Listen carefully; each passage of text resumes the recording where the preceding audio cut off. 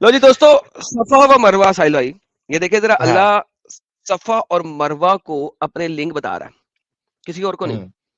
सफा व मरवा को। और सफा व मरवा pre Islamic period of ignorance के अंदर, जमाना जहलियत के अंदर लोगों के शुआर थे, यानी कि निशानियां थी। और निशानी हमेशा अगर आप देखें कि एक मूरत को कहा जाता है। आप लोग सफा व मरवा की साह को बुरा समझते थे, उन्होंने फरमाया हाँ समझते थे, क्योंकि अहद जाहिलियत के शुरा थे।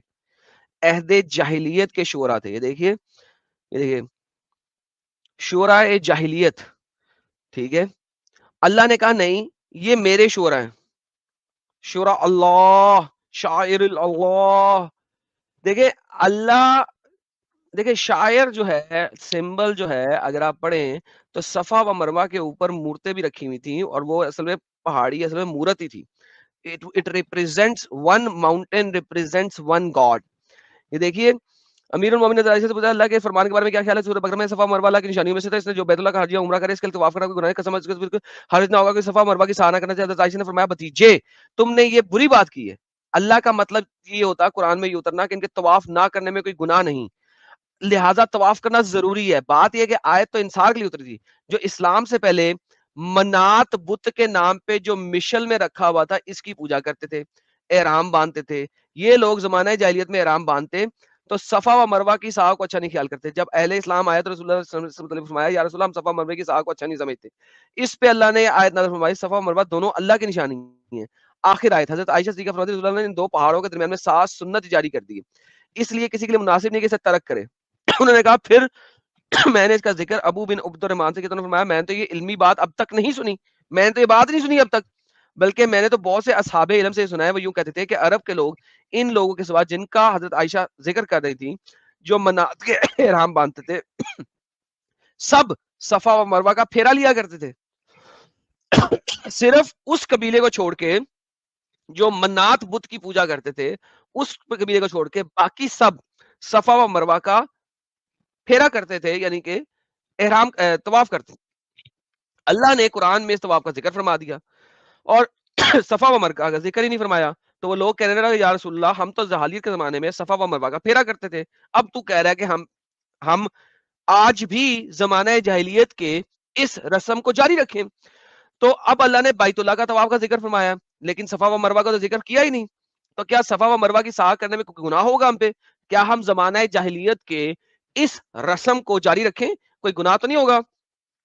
तब अल्लाह ने आयत उतार दी। अल्लाह ने कहा, हाँ सफा व मरवा अल्लाह की निशानी है। सर इमेजिन करो, नॉन मुस्लिम्स को खुश करने के लिए, कि मेजोरिटी कबीले उन लोगों के थे जो सफा और मरवा की साह करते थे, उनको खुश करने के लिए मोहम्मद ने उनके साथ सफा मरवा की साह करना शुरू कर दी। तो लोगों ने सवाल किया कि ऐसा क्यों है? तो मोहम्मद ने कह दिया, लो जी, अभी अभी जिब्राइल आया, उसने बता दिया है कि ये अल्लाह की निशानियों में से निशानी है। सर अगर आप हदीस के कॉन्टेक्स्ट में देखें तो वो कह रहा है कि अल्लाह ने खाना काबा के तवाफ का कहा था, हम सफा व मरवा का क्यों करें? तुम क्यों कर रहे हो सफा व मरवा का? इमेजिन सर, कलेक्टिव अल्लाह अगर कहता है तो सफा मरवा पहले हाथ डालता। ये लोगों को कहने की बेस के ऊपर अल्लाह ने अपने हज को चेंज और एक्सटेंड कैसे कर दिया? साहिल भाई ये समझाइए जरा मुझे। नहीं, वही जो आपने कहा ना अभी कि उनको खुश करने के लिए इस तरीके की बात की गई है। वो क्या है यार, इंग्लिश में या हिंदी में एक वर्ड आता है ना उसका, कुछ तो एक अच्छा वर्ड है ना। अपीजमेंट, आप appeasement, appeasement, appeasement. Appeasement, right right right right right. Appeasement policy Allah के पास भी थी, रसूलुल्लाह के पास भी थी। बेशक, बेशक। Now coming back to the same point Sahil साहब, यानी कि सफा व मरवा एक तरह के दो टेम्पल्स थे वहां के प्री इस्लामिक पीरियड के, जिन टेम्पल्स के दरमियान चला जाता है। इंडिया में भी बहुत सारे लोग हैं जो नंगे पैरी, मुख्तलिफ स्पेसिफिक ड्रेसअप कोड के साथ कुछ टेम्पल्स में वॉक करके जाते हैं। हम्म। ये प्री इस्लामिक पीरियड में भी ये लोग इस तरीके से इस टेम्पल्स के दरमियान में वॉक करते थे और वहां पे जाके मत्था टेकते थे। पद यात्रा। Mohammad, thank you so very much. Mohammad ने सिर्फ फर्क क्या किया है, उन टेम्पल्स को अल्लाह की मस्जिद का हिस्सा बना दिया। And this is all what has been happening around the globe. जब इस्लाम इस इलाके से बाहर निकला, वो मोहम्मद की इन्हीं सुन्नतों के ऊपर अमल करते हुए चल रहा।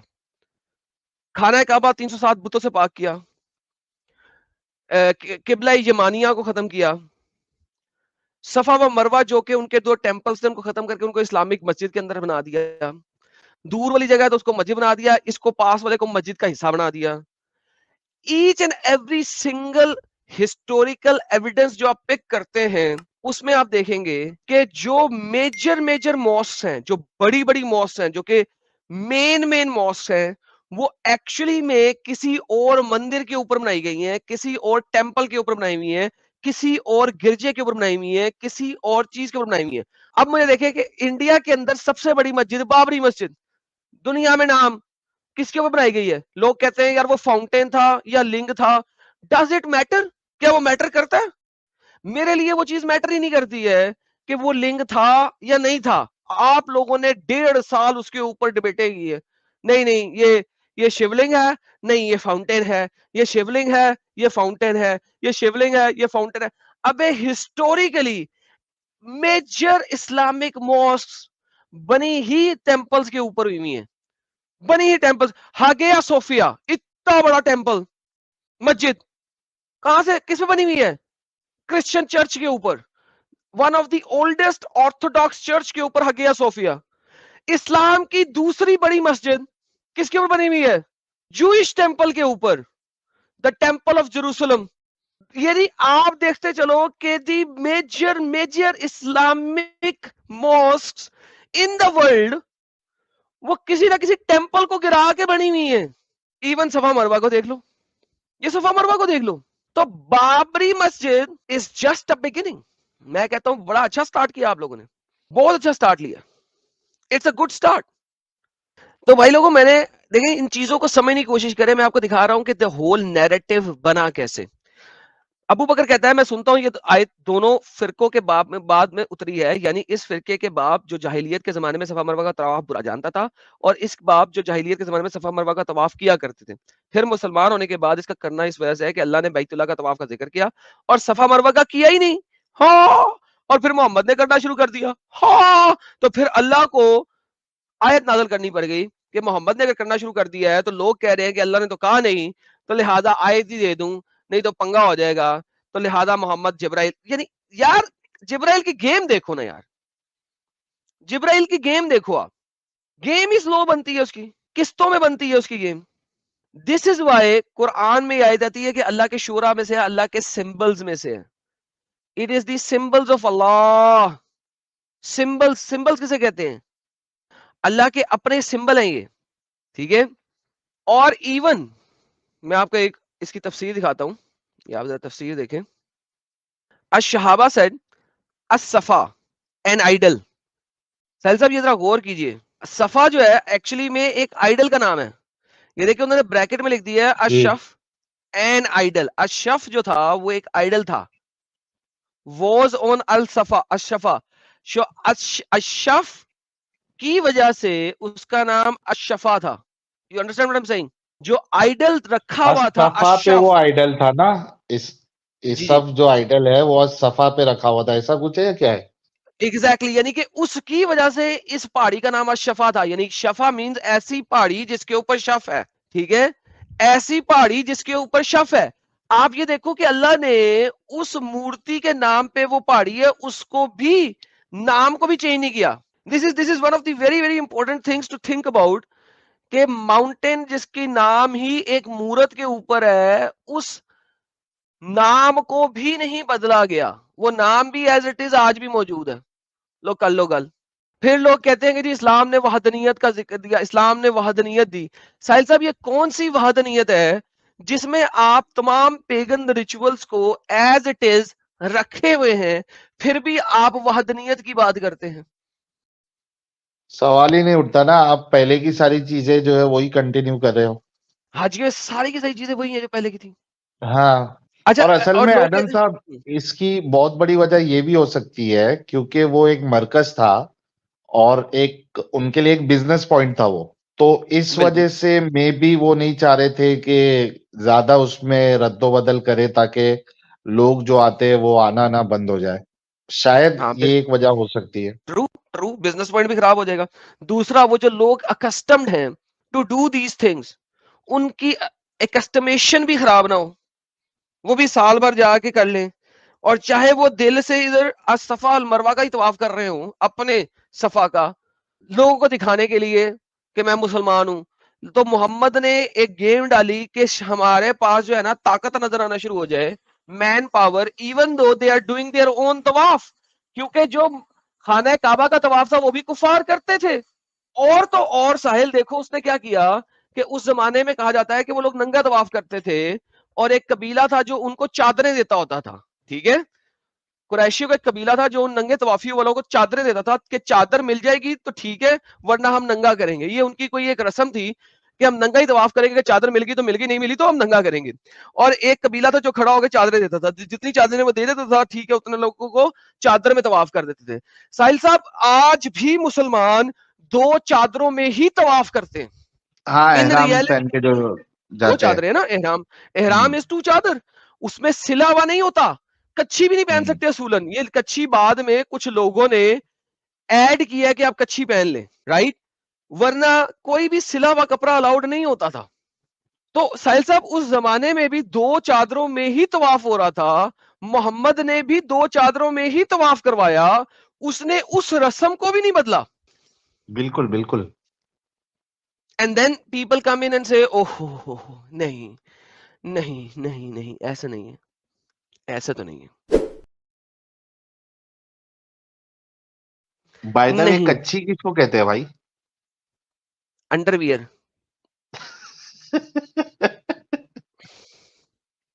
आपको कच्ची का नहीं पता यार? नहीं, कच्चा सुना था हमने। कच्ची पहली बार सुना। सर जी, मैं मतलब 200 किलो का बंदा होगा तो कच्छा पहनेगा, 80 किलो का बंदा होगा तो कच्छी पहनेगा, कच्ची पहनेगा। ठीक है ना। सही है।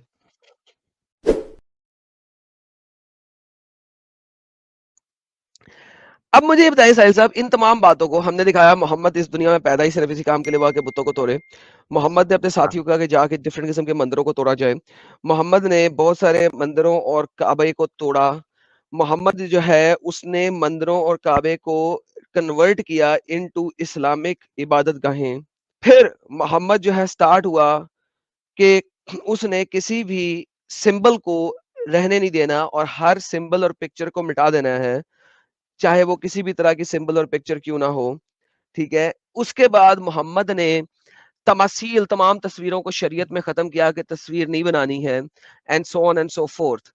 ये सारा कुछ करने के बाद साहिल साहब, हुँ, मुझे आप ये बताइए कि इब्ने काइम अल जोजिया इन तमाम रेफरेंसेस को लेके कुछ बातें करते हैं, ओके, उनको क्या आप करते पढ़ते हैं? हैं।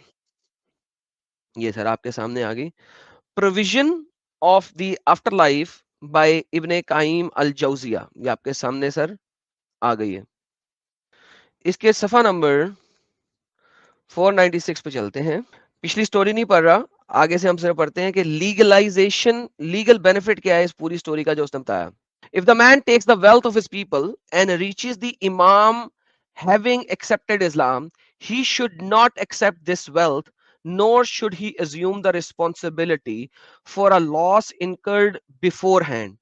Because the Prophet of Allah said, sent salutation upon him, did not act as such when Al Mughira came to him. In fact, he said, I will accept your Islam, though I will not accept your wealth. तो जब कोई एक बंदा मुसलमान बन जाए और फिर अपनी दौलत लेके आए तो वो दौलत आपने एक्सेप्ट नहीं करनी है, क्योंकि मोहम्मद ने भी नहीं की थी, क्योंकि वो इस्लाम हो गया था। लेकिन a polytheist may stay in the masjid, especially if it is anticipated that he will accept Islam. लेकिन एक पॉलिथियस को आप मस्जिद के अंदर रख सकते हैं बताने के लिए कि अगर वो इस्लाम कबूलियत के करीब करीब है। The delegation of the Tehkif lead to the tribe of the Tehkif to believe that they agree with them, which was good approach. Once they realized that they had no other choice but to accept Islam, the delegation of Tehkif informed them that they came to them for this purpose. However, they would not have conceded had they informed them of this in the beginning. In reality, this is the finest method of conveying the message, though it is only employed by the intelligent.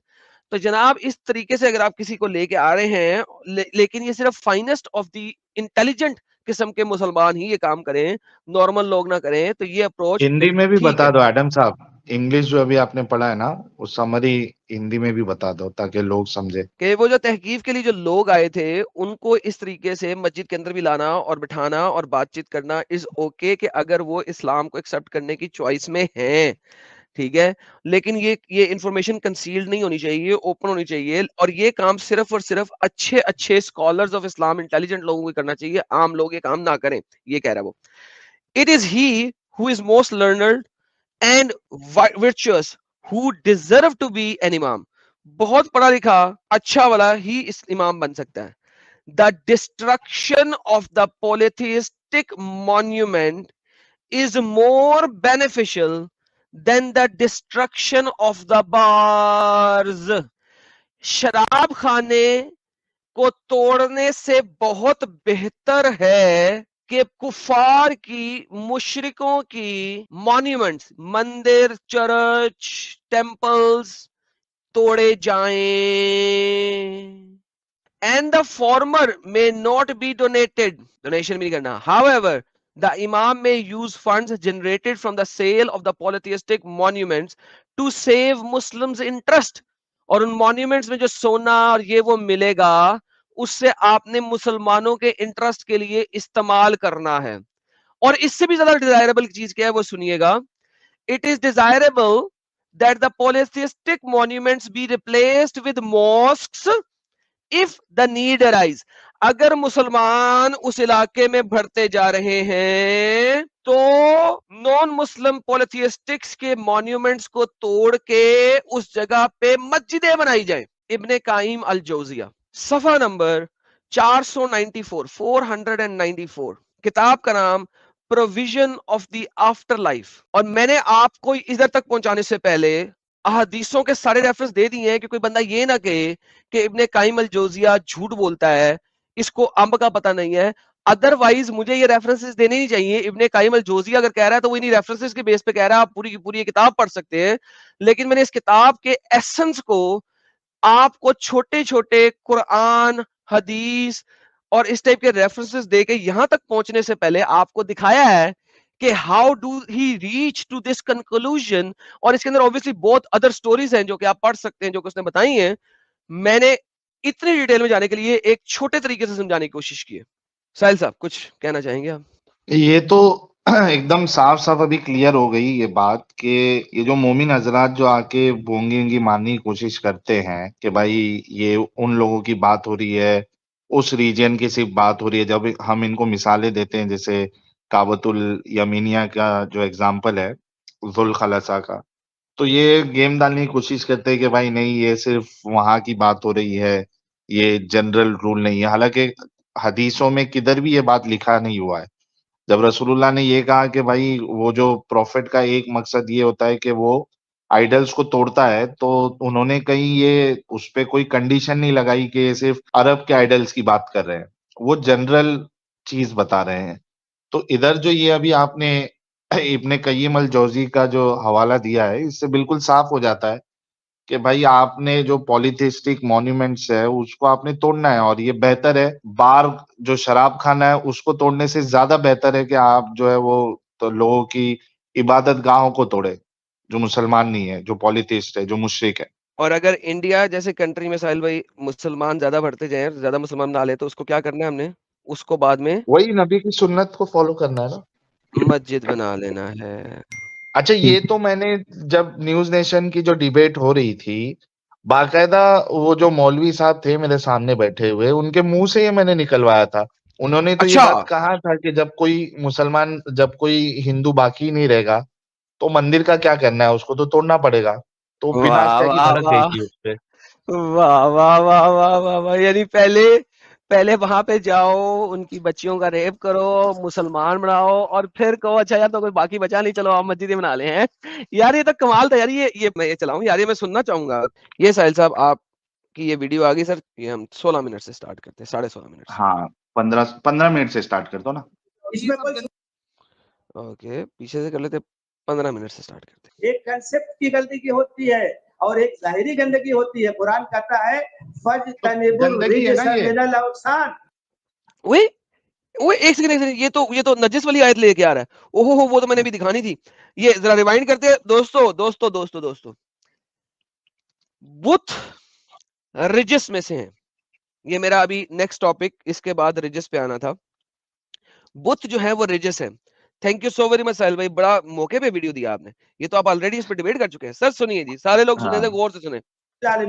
इस सरजमीन पर अल्लाह की इबादत के लिए पहला घर वो बना, वहां जिन लोगों ने बुत रखा उसको गंदा किया, उसको नापाक किया, तौहीद के मरकज को। जब अल्लाह के रसूल को अख्तियार हासिल हुआ, गंदगी को साफ कर दिया। ये तो जरूरी था ना, लेकिन ऐसा नहीं है कि उन्होंने ये कह दिया कि दुनिया की सारे। जी बिल्कुल, देख लीजिए, मतलब ये जितनी मंदिरें हैं, ये तो इसमें गंदगी रखी हुई है। अरे भाई आप समझ नहीं रहे साहब, जितने मंदिरें हैं उसमें जो बुत है, जो मूर्तियां है, ये गंदगी है ना। अरे आप गंदगी तो समझ नहीं रहे हैं। गंदगी समझिए, अकीदे की गंदगी होती है, एक कंसेप्ट की गंदगी होती है। ये देखो, ये गेम डालने की कोशिश करते। ये क्या था? ये एक्सप्लेन करे जरा, एक दो गंदगी एक्सप्लेन करे जरा मुझे। फंस गया, उसके मुंह से निकल गया, तो उसको वो मलहम पट्टी लगाने के लिए बोलता है नहीं, ये कॉन्सेप्ट की गंदगी होती है। नहीं, ये अकीदे की गंदगी और कौन, ये क्या है? ये क्या है? ये क्या है?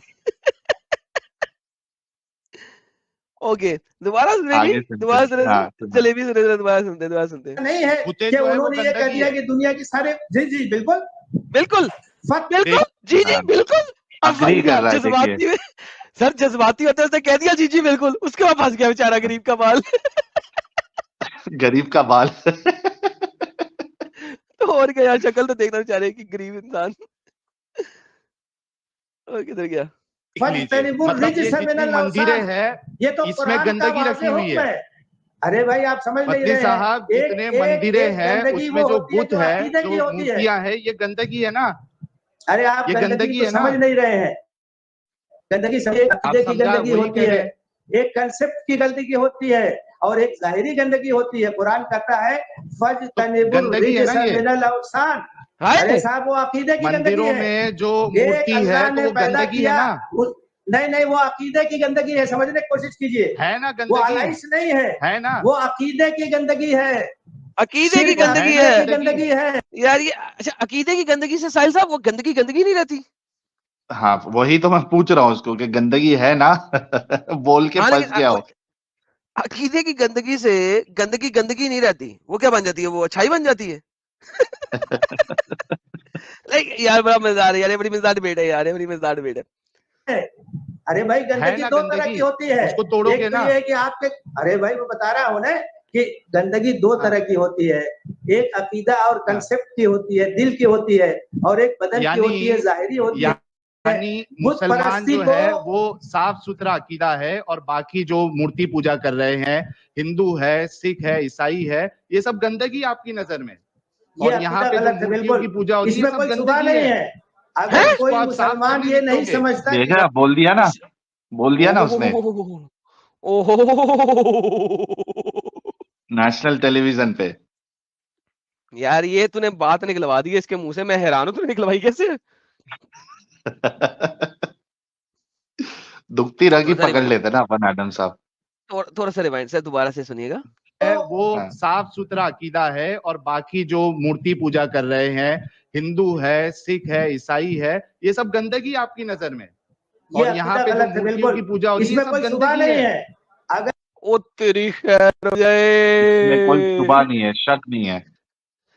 ये तो रन टाइम पे तूने पकड़ दिया यार, उसको तो मावे नहीं कर दिया इसकी। ये यार इतना सच बोलने वाला कौन सा मौलवी पकड़ा यार आपने?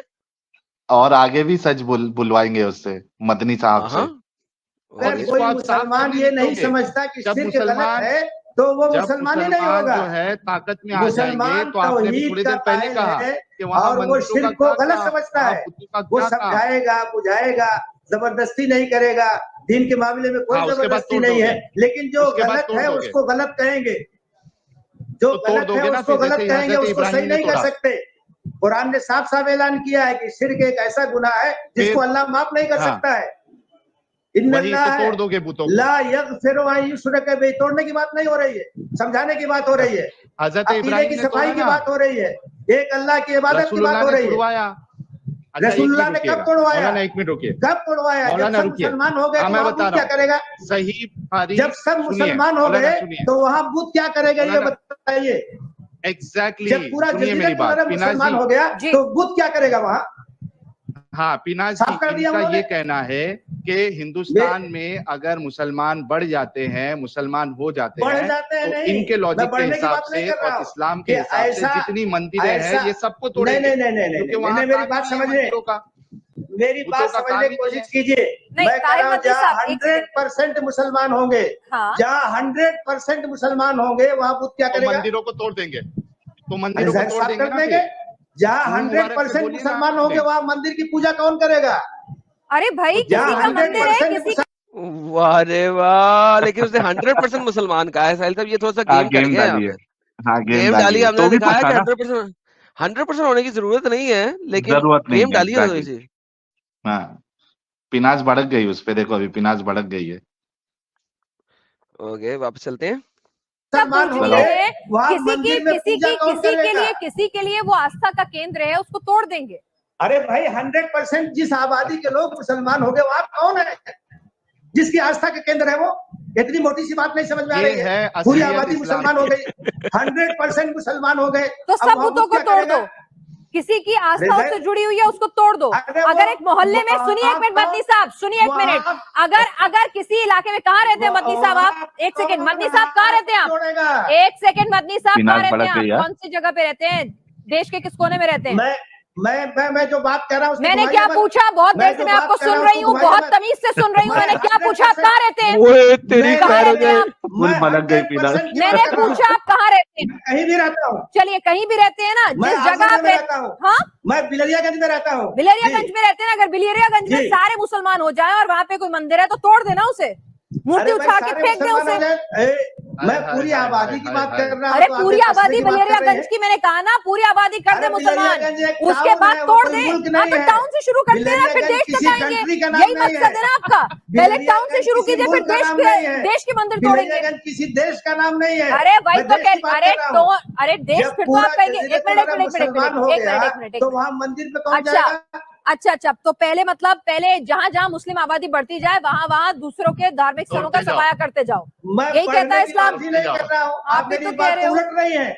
मैं 100% की बात कर रहा हूँ। अरे हाँ, 100% मुसलमान रहेंगे। भाई मैं कह रही हूँ, दिल्ली में अगर 100% मुसलमान हो जाए तो दिल्ली के सारे मंदिर तोड़ देंगे आप। अच्छा, मुल्क के हिसाब से डिसाइड करेंगे कि रीजन की बात कर रहा हूँ। भाई इस्लाम के वक्त में तो देश की बात कर रहा हूँ, कंट्री की बात कर रहा हूँ, सीमाएं अलग तरह से डिफाइन थी ना। बात कर रहे हैं, अच्छा, आप कस्बे की बात कर रहे हैं, आप गाँव की बात कर रहे हैं, आप मोहल्ले की बात कर रहे हैं। आप फर्क है दोनों में। मौलाना, जिस मुल्क में, अच्छा, जिस मुल्क में 100% मुसलमान होंगे वहाँ सारे मंदिर तोड़ देंगे। बुत खाने में कौन जाएगा? अच्छा, तोड़ देंगे आप सारे। कौन इबादत करेगा? यानी जब सारे जब जिस जगह पर भी, जिस एरिया पर भी इस्लाम ये कहता है कि जहां पर सारे मुसलमान हो जाएं जिस इलाके में, तो फिर भाई इस्लाम का, जब इस्लाम में कुरान हदीसें लिखी गई तब हिंदुस्तान, पाकिस्तान, अफगानिस्तान ऐसे मुल्कों के नाम तो थे नहीं। तो यानी कि इस्लाम ये शिक्षा देता है, मैं सही समझ रही हूँ, कि जब सारे मुसलमान हो जाए किसी एरिया में तो वहां के सारे बुतों को तोड़ दो। अच्छा, वैसे साहिल, ये ऑब्वियसली सारे इन्होंने, आप लोगों ने मान लिया सारे को, लेकिन quite frankly this is stupidity. Like क्या स्टुपिडिटी है यार? लाइक सारों की तो कभी दिखाई नहीं कि ये मौलवी, ठीक है बहुत कुछ सच बोल गया, लेकिन एंड में चूंकि फंस गया था, इसने सारे बनाना शुरू कर दिया, सारे का डाल दिया। एग्जैक्टली, तो भी तो फंसा ना, फिर भी तो इनकी सोच तो जाहिर हो गई ना। ये आगे बताएगा, सारे मंदिरों को तोड़ दो या सारे दूसरे धर्मों के निशानों को मिटा दो। यही कहता है ना इस्लाम। अरे देश उस टाइम पे मैंने क्या मेरे मुंह में मत डालिए सर, मैं आपसे क्या पूछ रही हूँ? मैं देश की बात कर रहा हूँ, जिस देश की 100% मैं कुरान और हदीस की बात कर रही हूँ। मदनी साहब, मैं कुरान और हदीस की बात कर रही हूँ। एक सेकंड साहिल, जरा इनसे मैं निपट लूँ जरा। साहिल, मैं निपट लूँ, बात नहीं कर रही आप। यार दिस वाज ऑसम। साहिल तू चुप कर, अब मैं निपट रही हूँ इससे। That was classic. नहीं अब मेरी बारी है तो चुप कर जा। यार ये क्लासिक था वैसे यार।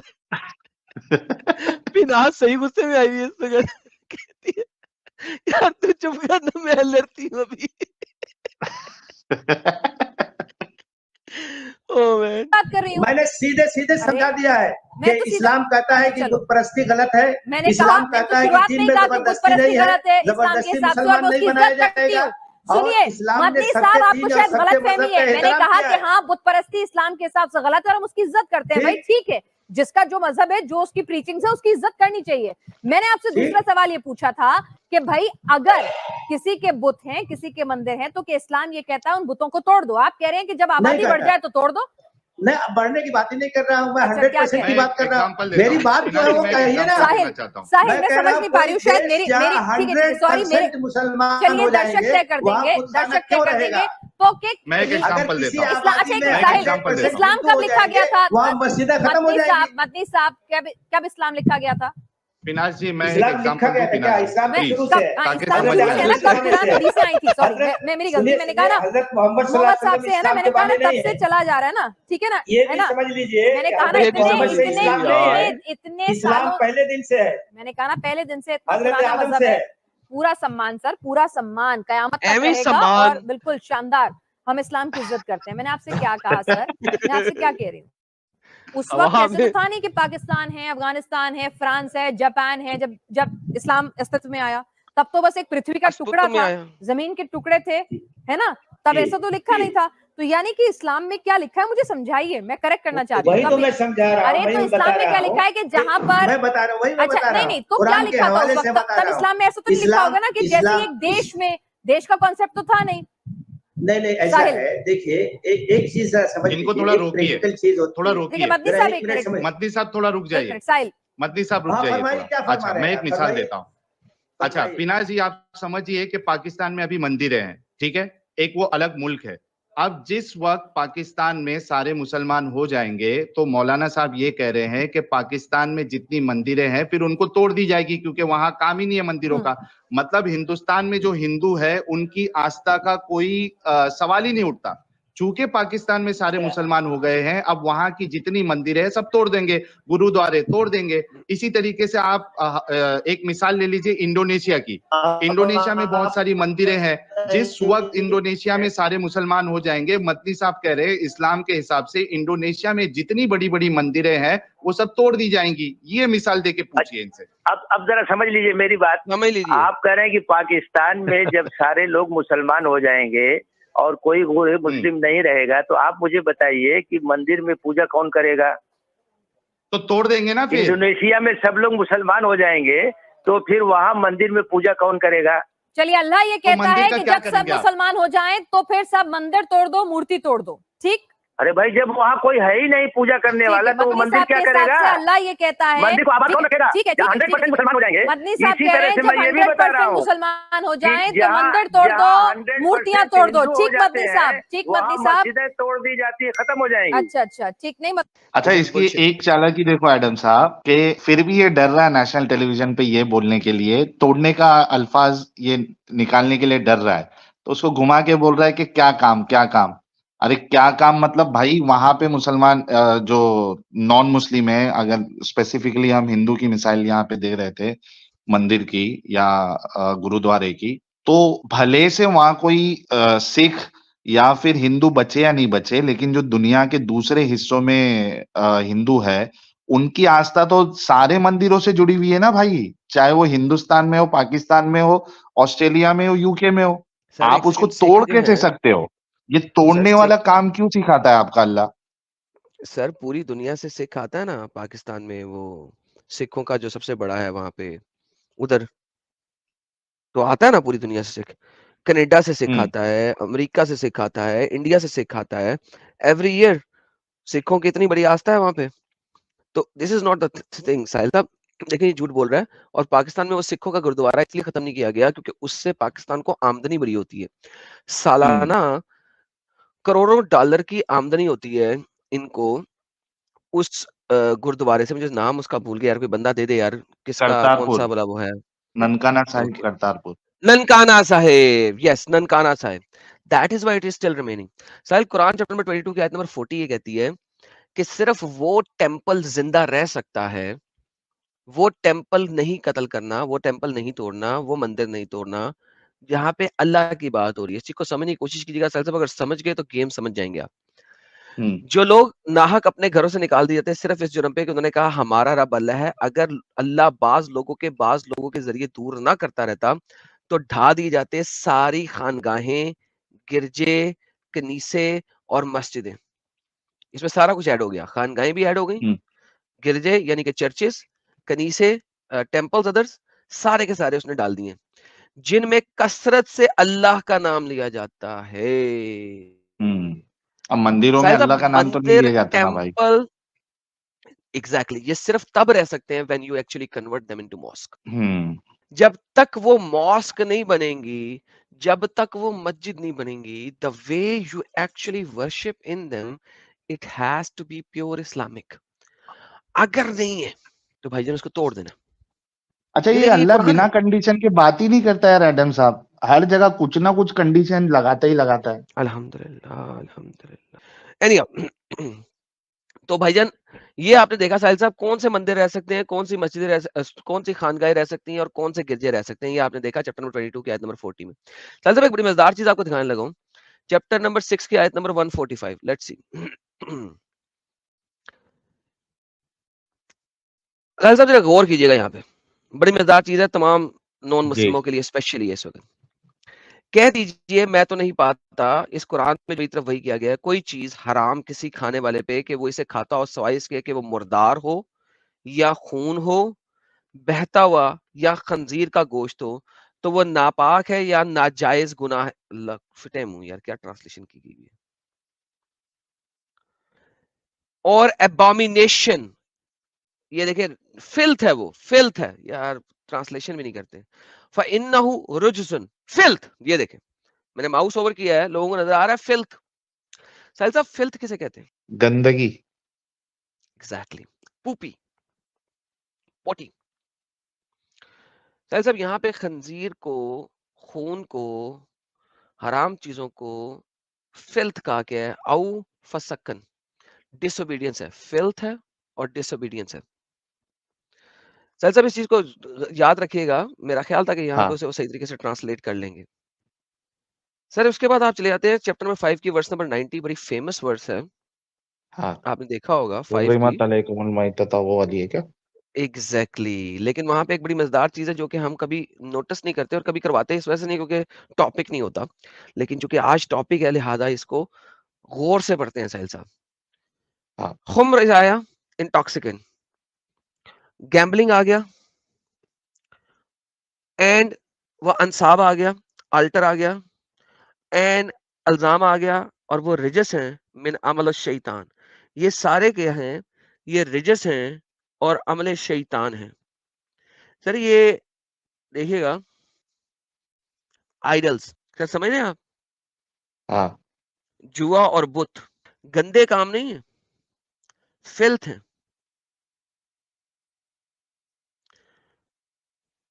अब ये रिजस को यहाँ पे एबोमिनेशन लिख दिया है, पिछली आयत में जाएं तो सेम रिजस लिखा फिल्थ था। है, फिल्थ है, इट इज एक्चुअली फिल्थ। मुझे बताएं कि कोई भी मुसलमान साहिल साहब किस तरीके से, ये देखे रिजसुन, माउस ओवर पे फिल्थ लिखा हुआ है, राइट, सेम वर्ड रिजसुन। मैं बोल भी नहीं रहा, मैं पढ़ भी नहीं रहा, मैंने माउस क्लिक किया, लोगों को सुनाई दे रहा होगा, एबोमिनेशन। देखिए जरा, same word, this is the reality. मुझे बताएं ये किसी क्रिश्चियन को,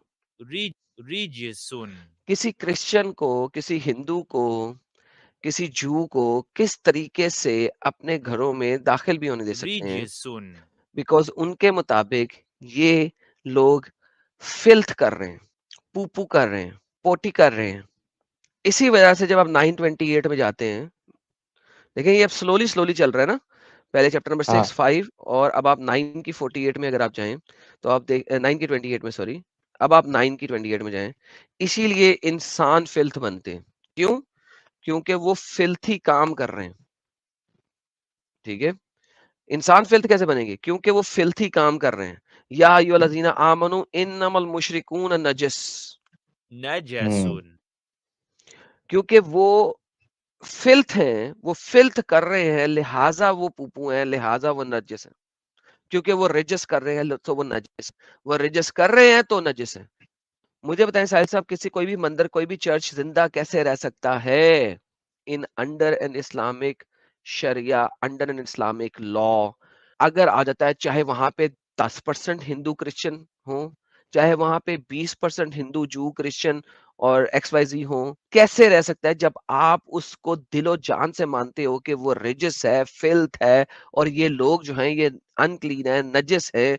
how can they survive? How can those building survive in any case, any form whatsoever, except कि आप उसको मस्जिद बना लो, जैसा कि हगिया सोफिया को मस्जिद बनाया। किसी भी मुसलमान को इस्लाम से बाहर निकालने के लिए, इस्लाम उसको अगर समझ आ जाए तो वो इस्लाम में रह नहीं सकता। That is one of the basic factor कि इस्लाम जिस दिन जो भी समझ लेगा वो इस्लाम से बाहर आएगा ही आएगा। आप लोग इस चैनल के बहुत मेजर लोग हो जो हमारे चैनल के साथ जुड़े हुए हो, जो सब्सक्राइबर्स हो, बिकॉज इट इज यू जो कि हमारे चैनल को हर जगह तक पहुंचा सकता है, और आप लोग ही पहुंचाओगे। आप लोगों का शेयर करना चैनल को is very important. That is where everything matters.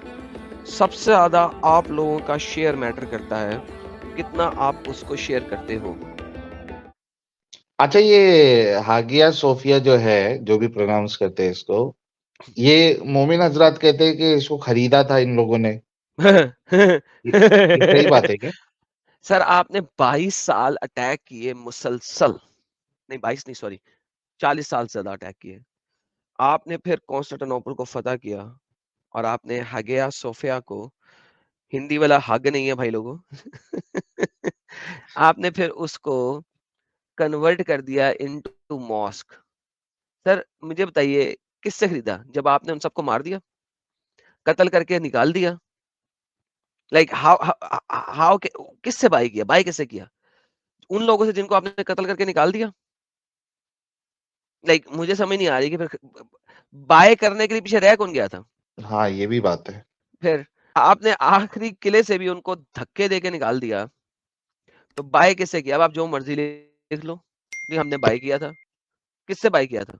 जिनको निकाल दिया था, जो वहां पे थे ही नहीं, जिनको आपने कत्ल कर दिया, और जो बचे बचाए उनको निकाल दिया, मार दिया, बाकी सबको आपको ने कत्ल कर दिया, तो पीछे यानी बाय किससे कर रहे हैं? बाबा जी के ठुल्लू से? That's how stupid it is यार।